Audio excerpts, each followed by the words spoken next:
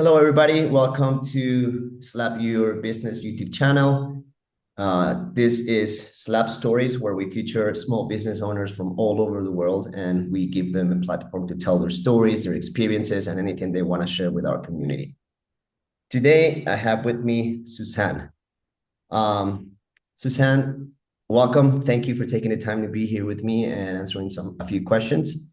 Um, Tell us about you. Introduce yourself. Tell us about you, your business, anything that you want to tell us and our community. Hi, from Slovakia. My name is Zuzana Límová, and I'm in the SLAB program for half year. I learned about it when Karisa came to Slovakia and she had a talk here in Bratislava. And I really enjoyed this meeting with other small business owners. Firstly, because I'm a one-woman company, so my job is often very lonely, and it was nice to meet other people in the same situation. And I also really liked Carissa's approach when she said that there is no science behind the success, that you just have to work and it's hard and you just have to go on. So it was kind of liberating.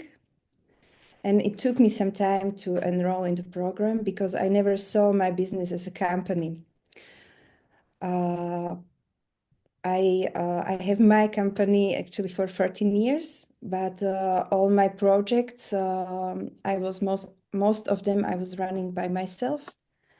And of course, I had clients and colleagues in different fields throughout the years. But I always thought my company is the synonym for myself. So I just had this private identity and then the public identity when I worked as a journalist or a film directress or a communication consultant. So this really helped me to detach business from from personal life. That's a very interesting point. The number one, I want to acknowledge what you just said. It's completely true. The journey of being a small business owner, provided that I am not one, but I've been working with Silver Lining long enough and talking to hundreds of them to understand that it's a very lonely journey. It could feel like you are fighting the world by yourself. And sometimes you, for your business, the CEO, the CFO, the person who takes the messages, the door person, you're everything, right? And that you mentioned that there's something very interesting, the detachment, like the acknowledging that, and correct me if I misunderstood you, that you are not your business, like you're a person who started a business, right?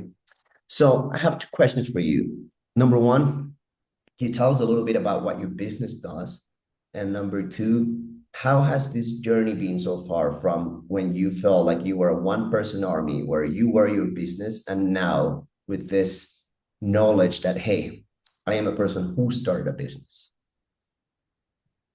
Okay, so what was the first question? First question, tell us a bit about your business. Yeah, like what? Tell us what you do, when Okay. you started.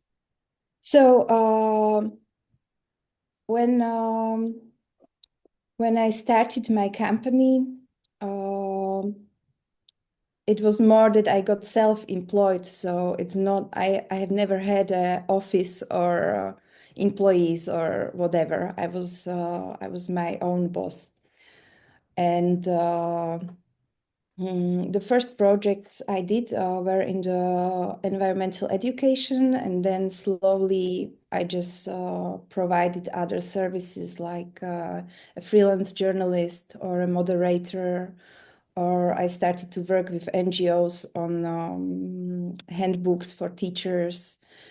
And then I studied documentary, so I started to work with NGOs as a filmmaker. I made my only film because it's a tough business, the documentary filmmaking. So I traveled with the film for a couple of years and so on and so on. And I always struggled to find out or to say what my job actually is, because it was many different roles in many different fields. And then when I started to work with my slab mentor, with Bilal, there was this important question like, tell me who are your clients and what actually do you do? And it was so difficult for me to put it together and find out what my job is. And what I when I looked at all my projects, I found out that actually there is one connection in each of them, or one mission, and that is that I try or I support communication among people through different channels. Either it's a documentary, or it's in writing, or it's in a book, or wherever. And I try to help people to deliver their messages in an understandable and also inclusive way. So for example, my language is not gender neutral as English is. So I secretly put more women in the teachers' handbooks. So children learn that there are also some heroines, not just heroes. And, or I guess it's the same in other countries too. There is this, when you say migrant, then people immediately get a reaction to this word.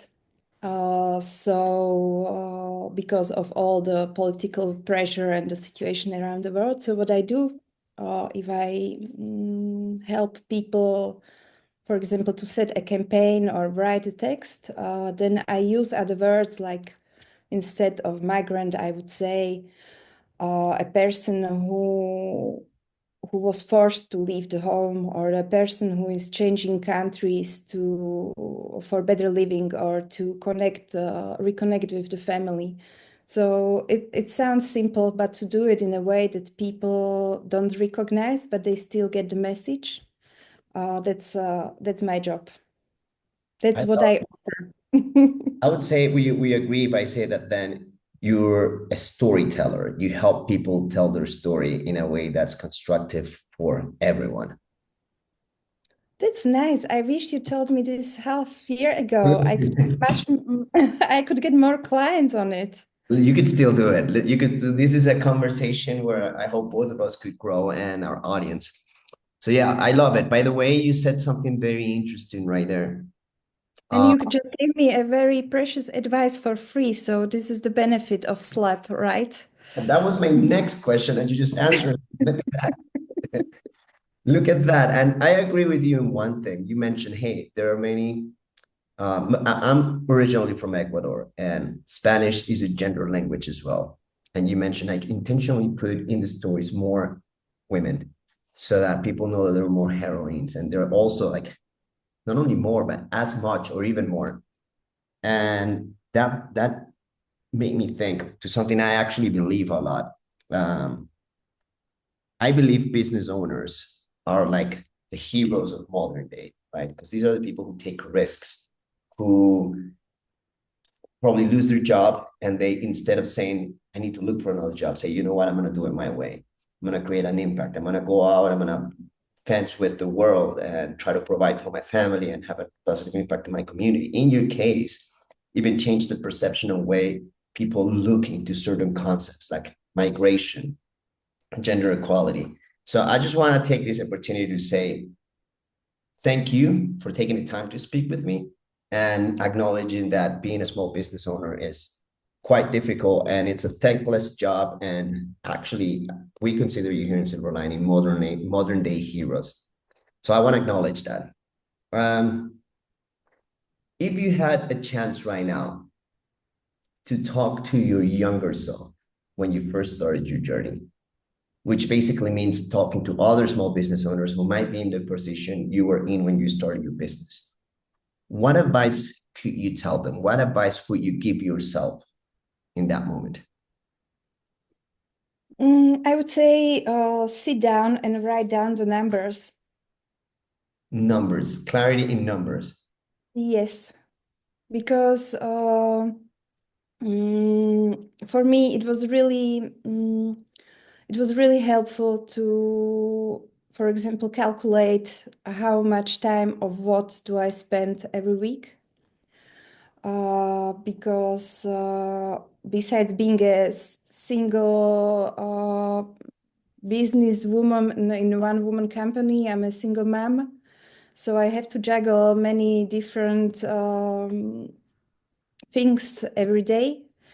And by calculating how much time do I really need for what, uh, I, for example, found out that I have to teach my daughter to do some more stuff in the house, so I can have half an hour every week to search for new clients because I couldn't sleep less or take care less of her. So she just got more job in the house. How did you feel about it? Not I a hope child labor, it's called that you raise the children in a way to be self-sufficient. I really hope that your daughter doesn't see this video because then she's gonna blame Slab for her doing all this extra work at home. Oh my God. All Yeah, right. she's making funny faces here. Oh, really? Okay. So yeah, she says I'm horrible, and then it because she's at this age where she thinks I'm horrible. So it's really nice to have these talks with people from SLAP telling me that I'm great and I'm doing fine and so on. It really helps to keep my That's self-confidence on a normal level. okay. Suzanne, I want to thank you a lot for coming to this episode of Slap Stories. Um, Thank you for taking the time. I know how much time means for a small business owner. We just had a small conversation about how knowing how much time you have is very critical for growth. So thank you for taking the time to talk to us. I want to encourage everybody who's looking at us, if you need somebody who to tell your story, here you have a very powerful small business owner who would be open to doing so. So by all means, reach out to her. And don't forget to like this video, subscribe, and I'll see you everybody. I'll see everybody in the next episode of Slap Story. Okay. Thank you, Suzanne, for coming, and I'll see everybody later.